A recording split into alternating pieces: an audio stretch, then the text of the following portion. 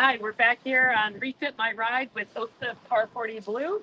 And today, this hour, we're joined by one of our great partners, Marlo, with Chris Manson Hing. I always forget his last name. And our rigger, Siri Shantz from Ohio. So today, they're going to talk about what it is that we're doing here. So why don't you, Chris, take a lead on this tack line? So we have replaced a older Marlo Tech 50 tack line, and we've actually gone to our new style, which actually Oakland was one of the first people that had it. Oh yeah, we have a green one right here. One right here. And it's our Tech 50 snakeskin. So it's a Technora and polyester blended snakeskin style cover. It's meant to grip really well in anything that's going through a clutch, and it's not really meant to go around winching all that well. It was originally developed for furling sails and to go into continuous line driving furlers. And we've then realized, wow, it really grips really well in clutches, and it's really good for static applications such as halyards or a jig halyard that's only getting bumped up by hand, and small adjustments on a winch are fine. And so I have to ask a question: why doesn't it work, or what happens when it goes around a winch? So it ramps up a little bit. So if you've ever had any sort of line on a winch, you load it from the bottom, run wrapped all the way to the top. The snakeskin pattern, it's the way that it grips around a winch drum, it tends to slide upwards very quickly. Okay. And so it's meant for small, quick adjustments with 2 or 3 rocks. But if you put 4 or 5 rocks, okay. So if you're racing with this and you're getting overrides and the helms person is screaming at you, you turn around and say, "You need a different Marlo rope." Yes. Okay, got it. So this goes into what we try and do is find bespoke solutions for every single line on the boat. We want everything to be as optimized as possible. But where the snakeskin cover comes into its own, it performs incredibly well in clutch. So if you have a Code Zero or a Spinnaker tack line that is sitting in a clutch for 6 hours straight on a Transpac or a Bermuda race or anything like that, this stuff is going to hold well. It wears really well in the clutch. And we've worked with Spinlock and with OnTall to create this blend that is meant to grip well and hold well and not slip in the clutch. If you ever experienced clutch slippage, which we all have, this is something that... Do we have clutch slippage on the Match 40s? And if so, what's usually the problem? We do often have clutches slipped in the Match 40s. A lot of the time, they've over-tensioned a halyard, or we need to replace the clutch draws, or the big one is sometimes they mark their halyards with electrical tape at the clutch, which we don't allow. And the electrical tape gets stuck in the clutch. It slips. And it just creates. Okay. I have an old school question. When I went around the world the first time in 1989, we did have some clutches that were not like the ones that sandwich in now. But we always would change we didn't have halyard locks. We would change our line every watch. We would just move the halyard 6 inches or 4 inches. Do you still do that, or is modern technology saying, "Eh"? And so part of the reason why this works so well, especially halyards and tack lines, is it's meant to sandwich perfectly within the grooves of a Spinlock XS clutch or an XDS or an XCS. Okay. And so here, you guys have Spinlock XS clutches. We found that this performs incredibly well. A lot of times with more traditional 24 flat cover construction, which you see across all orders, which is smoother. It's much smoother. Yep.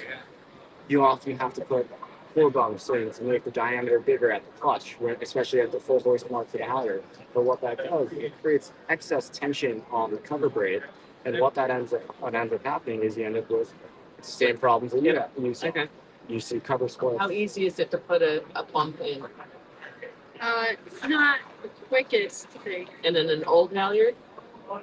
No. just solid no. The key is always if you do think that you're going to have a little bit of over-tensioning issues or anything like that, when you're building the halyard.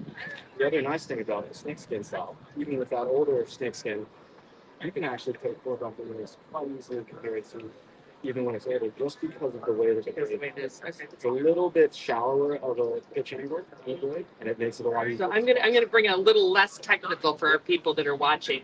The first thing is you guys are at the show. Do you remember your booth number? We are at X4A over on Riggers Road. Okay, so Riggers Row, so you can go get all of those questions answered. You can watch this. We're going to post this again. If you ever want to come to Oak Cliff and learn, we have, I think Chris is going to come down and do a seminar probably this winter. We have Siri, who's our rigger. We have Luke, who's our shore manager, who's really great. We have a whole lot of line that you can come and play with. And if you want to really go into a career in offshore sailing and in rigging, we have the sapling and acorn program. And you said yesterday. I actually did a couple of offshore races on this boat probably about 8 or 10 years ago. And it was one of my first out-of-race distance races was on this boat. And look at you now. What's your title? So I am sales manager, or one of the 2 sales managers for the U.S. for Malawi. I handle like our Grand Prix and Super Bowl accounts. I also am still a sailing professional.